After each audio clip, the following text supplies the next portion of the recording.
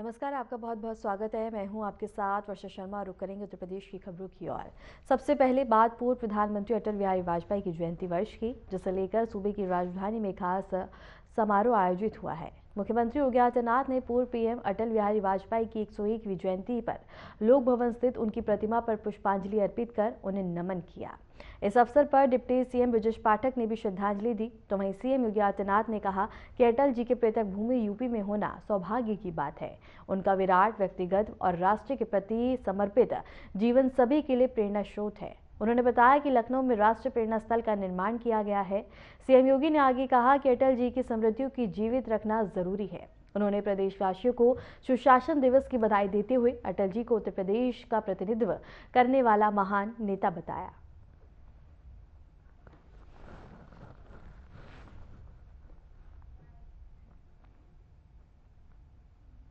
आज महान राष्ट्रवादी नेता, स्वतंत्रता संग्राम सेनानी, काशी हिंदू विश्वविद्यालय के संस्थापक पंडित मदन मोहन मालवीय जी की भी पावन जयंती है।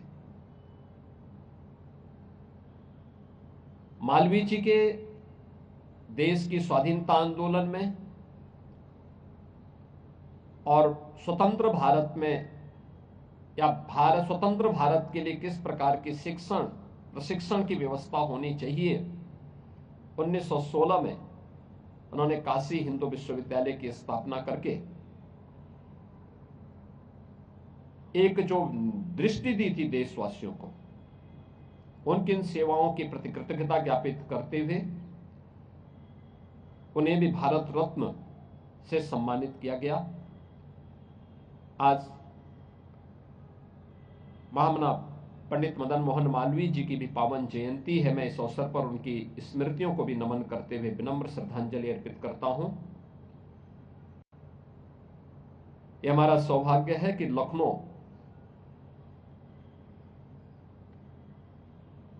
यहां के एक महान योद्धा महाराजा बिजली पासी, जिन्होंने भारत की सनातन परंपरा को अक्षुण्ण बनाए रखने के लिए विदेशी हुकूमतों की जड़ों को और आक्रांताओं को पूरी मजबूती से डट करके मुकाबला किया, आज उनकी भी पावन जयंती है। मैं इस अवसर पर जो हमारी डबल इंजन की सरकार महाराजा बिजली पासी से जुड़े हुए उनके किलों के पुनरुद्धार के लिए निरंतर प्रयास कर रही है, कार्य कर रही है, और उस परंपरा से जुड़े हुए उन सभी महान योद्धाओं की प्रति कृतज्ञता ज्ञापित कर रही है। मैं आज के इस अवसर पर उनकी स्मृतियों को भी नमन करते हुए विनम्र श्रद्धांजलि अर्पित करता हूं। पूर्व प्रधानमंत्री अटल बिहारी वाजपेयी को समर्पित राष्ट्रीय प्रेरणा स्थल के उद्घाटन को लेकर बता दें कि वीआईपी कार्यक्रम की सुरक्षा व्यवस्था कड़ी कर दी गई है। इस संबंध में ज्वाइंट पुलिस कमिश्नर लखनऊ ने बताया है कि सुरक्षा प्लान लागू किया गया है। कार्यक्रम स्थल और आसपास के क्षेत्र में अतिरिक्त पुलिस बल की तैनाती, चेकिंग और यातायात व्यवस्था में बदलाव किए गए हैं, ताकि कार्यक्रम शांतिपूर्ण और सुरक्षित तरीके से संपन्न हो सके। प्रेरणा स्थल का उद्घाटन प्रोग्राम है, जिसमें माननीय प्रधानमंत्री जी आ रहे हैं। इस पूरी कार्यक्रम हेतु 4 स्तरीय सुरक्षा व्यवस्था हम लोगों ने तैयार की है। पूरी आइसोलेशन कॉर्डन, उसके बाद पूरी जनसभा के लिए इनर कॉर्डन, पूरी परिसर के लिए आउटर कॉर्डन और ट्रैफिक और रूट व्यवस्था। इस पूरी व्यवस्था में 18 एसपी रैंक के अधिकारी, 26 एडिशनल एसपी रैंक के अधिकारी, 80 डिप्टी एसपी रैंक के अधिकारी और तकरीबन 10,000 पुलिस बल तैनात किए गए हैं।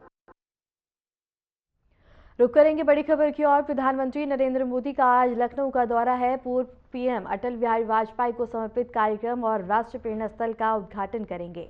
मुख्यमंत्री योगी आदित्यनाथ से लेकर यहां तमाम लोग मौजूद रहेंगे। देश के पूर्व प्रधानमंत्री अटल बिहारी वाजपेयी की 25 दिसंबर को 101वीं जयंती है। इस खास मौके पर पीएम मोदी लखनऊ में राष्ट्रीय प्रेरणा स्थल का उद्घाटन करेंगे। बता दें कि यहां पर वाजपेयी जी के साथ ही डॉक्टर श्यामा प्रसाद मुखर्जी और पंडित दीनदयाल उपाध्याय जी की भव्य कांस्य प्रतिमाएं भी लगाई गई हैं। इसके साथ ही अत्याधुनिक संग्रहालय भी विकसित किया गया है, जहां राष्ट्र निर्माण में इन दूरदर्शी नेताओं के अमूल्य योगदान के बारे में जानने का अवसर मिलेगा।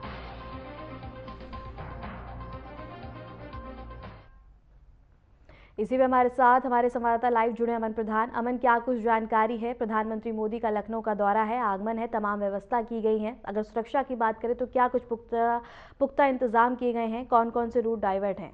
अमन, देखिए, जिस तरीके से वर्षा अगर बात की जाए उत्तर प्रदेश में आज खासकर लखनऊ में आज एक बड़ा दिन है और कहीं ना कहीं राष्ट्रीय प्रेरणा स्थल जो कि दुबग्गा स्थित है, वहां पर आज प्रधानमंत्री मोदी 1:30 बजे पहुंचेंगे और कहीं ना कहीं आज ये जो पूरा कार्यक्रम है उसको संबोधित करेंगे। और जो बात किया जाए तो पूर्व प्रधानमंत्री अटल बिहारी वाजपेयी समेत कई महापुरुषों की जो मूर्ति है उनका अनावरण भी करेंगे। साथ ही साथ उनके पीएम अटल बिहारी वाजपेयी जी के नाम पर एक संग्रहालय भी बनाया गया, तो कहीं ना कहीं उसका भी उद्घाटन करेंगे। उसके बाद जो आम जनता है उसको भी एड्रेस करेंगे। तो कहीं ना कहीं अगर बात की जाए तो लखनऊ वासियों के लिए एक बड़ा दिन है। और अगर सुरक्षा व्यवस्था की बात की जाए तो लगातार सुरक्षा व्यवस्था लखनऊ में 3 दिन से चाक चौबंद रखी गई है। और अगर बात की जाए तो लगभग 15,000 से ज्यादा जो पुलिसकर्मी है वो तैनात किए गए हैं पीएम के कार्यक्रम स्थल से लेकर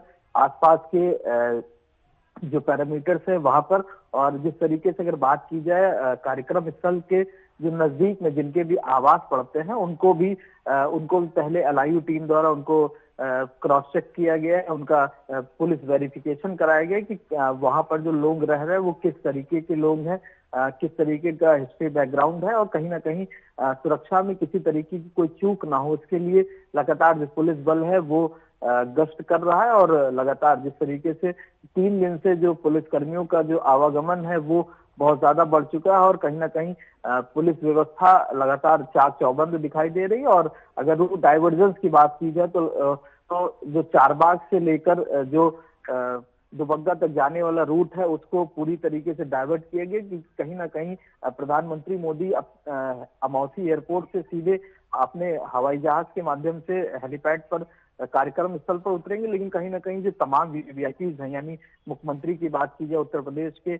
या राज्यपाल आनंदीबेन पटेल की बात की जाए, या रक्षा मंत्री राजनाथ सिंह की बात की जाए, और तमाम जो अतिथि हैं वो बाय रोड ही जाएंगे। तो कहीं ना कहीं सुरक्षा व्यवस्था के पुख्ते इंतजाम किए गए हैं और किसी तरीके की कोई चूक ना हो। और अगर कार्यक्रम स्थल की बात की जाए तो लगभग हर एक पैरामीटर को अलग अलग तरीके से बनाया गया है। सुरक्षा व्यवस्था को एक पूरी चौकसी की तरीके से देखा जा रहा है। और अगर साफ तौर पर बात कही जाए तो एक किले की तरीके इसको बनाया गया है पूरे प्रेरणा स्थल को। कहीं ना कहीं किसी तरीके की कोई चूक की गुंजाइश है वो ना की जा सके। हालांकि एक सबसे बड़ा पॉइंट वर्षा यहाँ पर यह भी है कि जिनको आईडी कार्ड्स मुहैया किए गए सिर्फ उन्हीं की एंट्री है वो सुनिश्चित की जाएगी और बिना एंट्री कार्ड के जो व्यक्ति हैं उनकी एंट्री नहीं सुनिश्चित की जाएगी। यानी कि जो भी डेलीगेट्स या जो वीवीआईपी सभी को एक आईडी कार्ड दिए गए हैं, जिसके बाद उनकी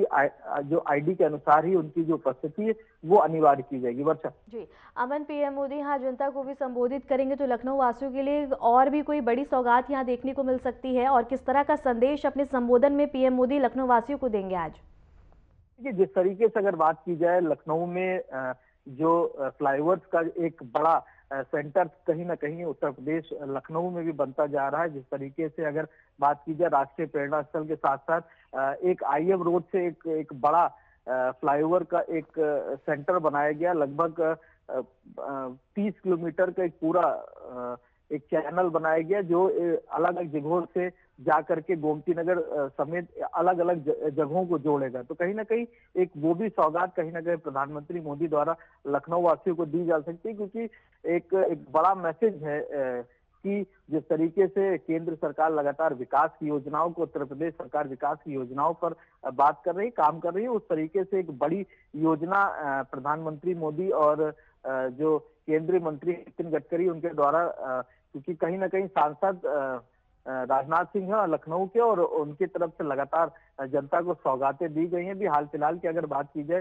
तो एक आउटर रिंग रोड पर एक बड़ा फ्लाईओवर रक्षा मंत्री राजनाथ सिंह ने लखनऊ वासियों को दिया था। उसके साथ साथ आज एक बड़ा सौगात लखनऊ वासियों को राष्ट्रीय प्रेरणा स्थल के साथ साथ एक बड़ी फ्लाईओवर की जो सौगात है वो कहीं ना कहीं मिलती हुई नजर आ सकती है। और अगर बात की जाए जनता से प्रधानमंत्री सीधे मुखातिब होंगे और साफ तौर पर एक स्पष्ट मैसेज जो पीएम पूर्व पीएम है अटल बिहारी वाजपेयी जी, उनका जन्मदिन दिवस है, तो कहीं ना कहीं उनकी जो स्मृतियां हैं और उनका जो लखनऊ के प्रति प्रेम है वो कहीं ना कहीं आज पीएम मोदी अपने उद्घोषण में देते हुए नजर आ सकते हैं, क्योंकि कहीं ना कहीं लखनऊ में जो पूर्व प्रधानमंत्री अटल बिहारी वाजपेयी जी हैं उनका एक पुराना नाता है और कहीं ना कहीं चौक में उनका एक बड़ा इतिहास भी रहा है। तो कहीं ना कहीं एक बड़ा संदेश है वो आज उनके संदेश में ये स्पष्ट चीजें निकल करके आ सकती हैं, क्योंकि उनके जीवन परिचय का भी एक बड़ा महत्व रखता है लखनऊ। वर्षा। अमन, जिस तरह से अभी यूपी विधानसभा का सत्र खत्म हुआ है उसमें विपक्ष की ओर से कई मामले उठाए गए, जैसे कप सिरप मामला हो गया, एसआईआर को लेकर हो गया और अन्य मामले पे राज्य सरकार को घेरा गया। तो क्या पीएम के संबोधन में विपक्ष को जवाब देने जैसे भी कई बातें देखने को मिलेंगी और जनता को जागरूक करने जैसा कोई संदेश देखने को मिलेगा उनके संबोधन में आज? देखिए, निश्चित तौर पर जिस तरीके से अगर बात की जाए कोडीन का जो मामला है वो कहीं ना कहीं एक राष्ट्रीय मामला नजर आ रहा है, और जिस तरीके से अगर पीएम के उद्बोधन की भी बात की जाए, उन्होंने भी विधानसभा में स्पष्ट रूप से ये समाजवादी पार्टी के जो तमाम जो नेता थे वहां मौजूद, उनको भी स्पष्ट मैसेज दिया था कि जो भी इसमें पूरा जो मामले में जितनी भी एसआईटी की रिपोर्ट है वो हाल फिलहाल में अभी उत्तर प्रदेश में आई है, और जिसके बाद से जो माफिया हैं उनके खिलाफ पूर्व में भी कार्रवाई हुई है और इस तरीके की बड़ी कार्रवाई भी कहीं ना कहीं देखने को मिल सकती है। हालांकि मुख्यमंत्री ने कल एक जो अपना जो रवैया है उसको दिखा दिया कि किसी भी तरीके के अगर कोई भी माफिया उत्तर प्रदेश में किसी भी तरीके का अवैध काम करता है तो उसको बख्शा नहीं जाएगा। साफ तौर पर प्रधानमंत्री मोदी का भी स्पष्ट रूप से यही मानना रहता है कि जीरो टॉलरेंस की नीति और कहीं ना कहीं विकास के मुद्दे एक बड़ा उत्तर प्रदेश की सरकार हो चाहे केंद्र की सरकार हो, उनके लिए विकास प्राथमिकता पर माना जा सकता है। तो साफ तौर पर विकास के मुद्दों को लेकर के भी प्रधानमंत्री मोदी आज संबोधन में अपने जो प्रदेश की जनता है उसको अपने संदेश दे सकते हो। कहीं ना कहीं जिस तरीके से अगर बात की जाए उत्तर प्रदेश की और केंद्र की जीरो टॉलरेंस की जो नीति है वो उस पर भी कहीं ना कहीं चर्चा कर सकते हैं। वर्षा, अगर बात करें पीएम के आगमन को लेकर पार्टी कार्यकर्ताओं में किस तरह का उत्साह देखने को मिल रहा है और खासकर लखनऊ वासियों में किस तरह का माहौल अभी इस समय देखने को मिल रहा है? अब देखिए, जिस तरीके से अगर बात की जाए तो जो कार्यक्रम स्थल है वहां पे जो आम जनमानस की जो एंट्री है फिलहाल के लिए बंद की गई है, और अगर बात की जाए तो जनप्रतिनिधियों की, तो जो तमाम जनप्रतिनिधि हैं वो अपनी अपनी बारी का इंतजार कर रहे हैं और कहीं ना कहीं कार्यक्रम स्थल पर पहुंच रहे हैं। और जितने भी जनप्रतिनिधि हो, चाहे विधायक की बात की जाए, चाहे पार्षद की बात की जाए, चाहे तमाम जो नेता है और जो नवनिर्वाचित प्रदेश अध्यक्ष है, वो भी कहीं ना कहीं कार्यक्रम में मौजूद रहेंगे और अपने जो नेता है उनसे जो मिलने की जो उनकी लालसा है वो कहीं ना कहीं बहुत ज्यादा दिखाई दे रही है। अगर बात की जाए कार्यक्रम स्थल से जो दूरी है, जो लगभग 2-2.5 किलोमीटर पहले ही जो भारी वाहन है उनको फिलहाल के लिए रोका जा रहा है और सुरक्षा के मद्देनजर जितने भी लोग हैं उनकी कड़ाई से चेकिंग की जा रही है और उसके बाद ही कार्यक्रम स्थल तक जाने की अनुमति दी जा रही है। तो कहीं ना कहीं साफ तौर पर जो प्रधानमंत्री है उनकी सुरक्षा एक बड़ा बिंदु है और उनकी सुरक्षा के लिए लगातार जो पुलिसकर्मी है वो भी तैनात है और कहीं ना कहीं उत्तर प्रदेश की जनता है, खासकर लखनऊ की, वो भी कहीं ना कहीं बड़ी संख्या में जा रही है और अपने नेता को सुनने की लालसा कहीं ना कहीं बड़ी तौर से देखी जा सकती है। वर्षा, ठीक है मैंने आपका बहुत बहुत शुक्रिया हमारे साथ जुड़ने के लिए, तमाम जानकारी साझा करने के लिए। रुक करेंगे अगली खबर की ओर। कप सिरप मामले में बता दें कि शुभम जायसवाल और उनके परिवार के खिलाफ कार्रवाई जारी है। अदालत ने शुभम और उनके पिता की संपत्ति सीज करने का नोटिस जारी किया है। यह कदम मामले की जांच को लेकर और भी मजबूत बनाने और संदिग्ध संपत्तियों को सुरक्षित रखने के लिए उठाया गया है। अधिकारियों ने बताया कि संपत्ति सीज करने की प्रक्रिया जल्द शुरू की जाएगी और आगे की जाँच में भी इसका इस्तेमाल किया जाएगा।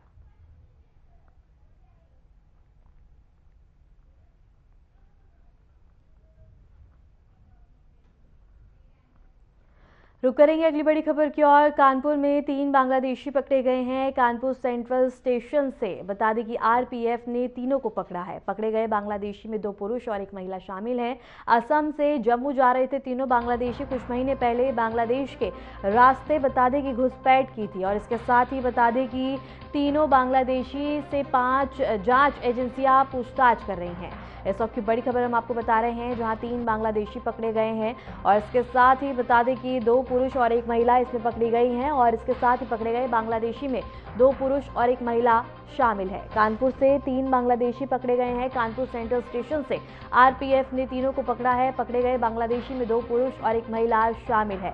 असम से जम्मू जा रहे थे तीनों बांग्लादेशी। कुछ महीने पहले बांग्लादेश के रास्ते घुसपैठ की थी और तीनों बांग्लादेशी से जांच एजेंसियां पूछताछ कर रही हैं। इस वक्त की बड़ी खबर हम आपको बता रहे हैं, जहां तीनों बांग्लादेशी से जांच एजेंसियां पूछताछ कर रही हैं।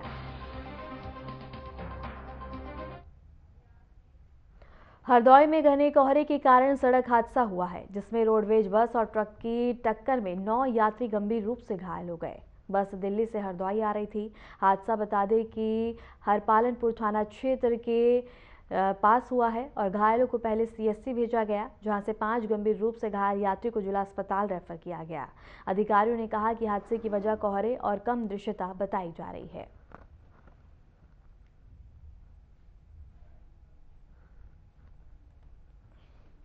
सूचना प्राप्त हुई कि थाना क्षेत्र हरपालपुर के ग्राम लमकन सानी हरपालपुर रोड पर roadways bus UP 78 LN 2746 Buddh Vihar depot जो कि दिल्ली से हरदोई आ रही थी और एक ट्रक HP 72 T 1618 जो कि बिलग्राम की ओर से आ रहा था, आपस में टकरा गए।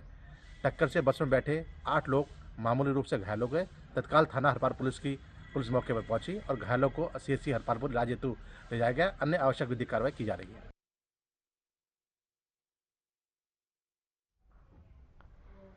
बसपा अध्यक्ष मायावती ने बांग्लादेश में हुई हिंसा को लेकर चिंता व्यक्त की है। उन्होंने सोशल मीडिया प्लेटफॉर्म एक्स पर लिखा कि वहां एक दलित युवक की हत्या की गई, जो बेहद ही गंभीर और चिंताजनक है। मायावती ने कहा कि भारत सरकार को इस मामले में समुचित संज्ञान लेना चाहिए, क्योंकि बांग्लादेश में भारत और हिंदू विरोधी घटनाएं लगातार सामने आ रही हैं।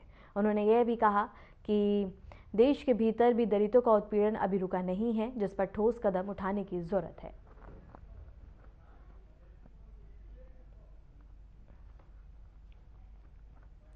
संभल के चंदौसी स्थित जनपद न्यायालय ने फर्जी तरीके से आरोपी को जेल भेजने के आरोप में तत्कालीन 12 पुलिसकर्मियों के खिलाफ केस दर्ज करने का आदेश दिया है।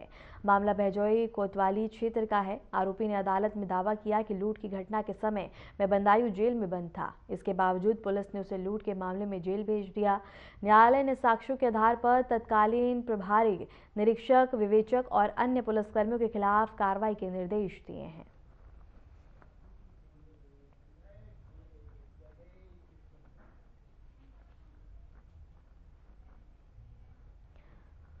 ग्रेटर नोएडा के दनकौर कस्बे में एक इंटर कॉलेज के 11वीं कक्षा के छात्र के साथ पुरानी रंजिश के चलते बेरहमी से मारपीट का मामला सामने आया। इस घटना में छात्र गंभीर रूप से घायल हो गया, जिसका नजदीकी अस्पताल में इलाज चल रहा है।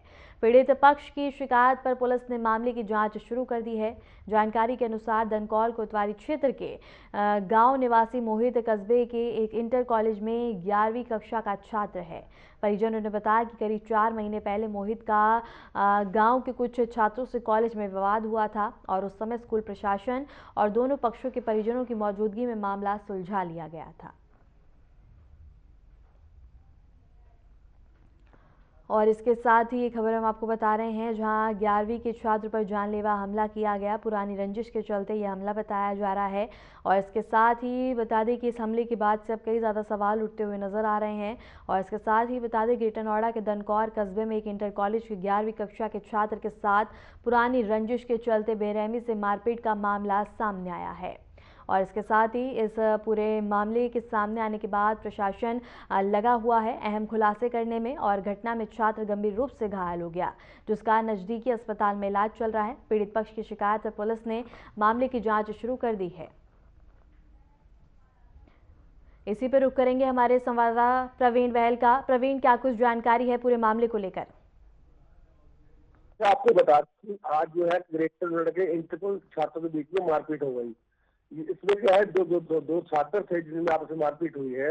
इनकी पहले भी जो कॉलेज में विवाद चल रहा था जिससे इनकी कहा सुनी होती थी, लेकिन आज जो है जब कोचिंग से वापस आ रहा था तो इसी पीछे कॉलेज के लड़के जो छात्र हैं कि दर्जनों छात्रों ने इनके साथ मारपीट की और जो पीड़ित है बुरी तरह से घायल हो गया।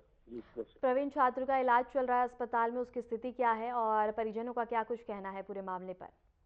जी, जब आपको बता दें, आप वीडियो के माध्यम से भी देख रहे होंगे कि किस तरह से जो है छात्र की पिटाई की जा रही है और पिटाई से जो छात्र घायल हुआ उसको तो जो आसपास के लोग थे उन्होंने बीच बचाव किया। बीच बचाव करने के बाद उसे तुरंत जो है हॉस्पिटल में एडमिट किया जहाँ उसका उपचार चल रहा है और उसके बाद जो छात्र के जो परिजन है उन्होंने लिखित शिकायत जो है पुलिस को दी है। प्रवीण, पूरे मामले पे प्रशासन का क्या कुछ कहना है और किस तरह की कार्रवाई का आश्वासन दिया गया है परिजनों को? जब हमारी अधिकारी से बात हुई तो उनका कहना है कि सीसीटीवी कैमरे से पूरी छानबीन की जा रही है। जो भी छात्र इसमें लिप्त पाए गए और उनको तुरंत जो है गिरफ्तार करके और जो उचित धाराएं हैं उन्हें गिरफ्तार करके जेल भेजा जाएगा। प्रवीण, जिस तरह से ये पूरा मामला हुआ है, बेरहमी से पिटाई की गई है, अस्पताल में छात्र भर्ती है, तो जो छात्र के दोस्त थे और कॉलेज में जो उसके साथ रहने वाले थे, क्या उनकी तरफ से कोई प्रतिक्रिया सामने आई हो? जी नहीं, उनके जो छात्र के जो परिजन है सिर्फ वही मौजूद है हॉस्पिटल में और उनकी जो है जो वहाँ के जो संबंधित अधिकारी है वो भी थाने में मौजूद है और जो परिजनों ने जो शिकायत लिखी है उस पर जो है अधिकारी जो है कार्रवाई कर रहे हैं। प्रवीण, पूरे मामले पे क्या कॉलेज की ओर से कोई प्रतिक्रिया सामने आई है? अभी जो परिजन है, जो छात्र के परिजन है और जो अधिकारी है वो कॉलेज जाकर भी उनसे जो वहाँ के जो प्रिंसिपल है उनसे बात कर रहे हैं और प्रिंसिपल ने कहा जो छात्र इसमें लिप्त पाए जाते हैं उन्हें कॉलेज से निकाल दिया जाएगा और कार्रवाई की जाएगी। ठीक है प्रवीण, आपका बहुत बहुत शुक्रिया हमारे साथ जुड़ने के लिए, तमाम जानकारी साझा करने के लिए। और इसके साथ ही ग्रेटर नोएडा के दनकौर कस्बे में एक इंटर कॉलेज के 11वीं कक्षा के छात्र के साथ पुरानी रंजिश के चलते बेरहमी से मारपीट का मामला सामने आया। इस घटना में छात्र गंभीर रूप से घायल हो गया है, जिसका नज़दीकी अस्पताल में बता दें कि इलाज चल रहा है। पीड़ित पक्ष की ओर से बता दें कि शिकायत पर पुलिस ने मामले की जांच पड़ताल शुरू कर दी है और जानकारी के अनुसार बता दें कि दनकौर कोतवाली क्षेत्र के एक छात्र के साथ बेरहमी से मारपीट की गई है और इसके साथ ही निवासी मोहित कस्बे के इंटर कॉलेज में 11वीं कक्षा का छात्र है। परिजनों ने बताया है कि करीब 4 महीने पहले मोहित का गांव के कुछ छात्रों से कॉलेज में विवाद हुआ था। उस समय स्कूल प्रशासन और दोनों पक्षों के परिजनों की मौजूदगी में मामला सुलझा दिया गया था। और ग्रेटर नोएडा से ये खबर हम आपको बता रहे हैं, जहां 11वीं के छात्र पर जानलेवा हमला किया गया। पुरानी रंजिश में मारपीट का मामला सामने आया है। घटना सीसीटीवी कैमरे में कैद हो गई है। पुलिस पूरे मामले की जांच पड़ताल में जुटी हुई है और इसके साथ ही परिजनों की ओर से जो प्रतिक्रिया सामने आई है उसमें कहा गया है कि कोई पहले मामला हुआ था और इसके साथ ही वो मामला पहले सुलझ गया था, लेकिन अचानक से यह हमला फिर से किया गया है पुरानी रंजिश के चलते। और इसके साथ ही बता दें कि छात्र अस्पताल में भर्ती है, जहाँ उसका इलाज चल रहा है और प्रशासन पूरी जांच पड़ताल में लगा हुआ है।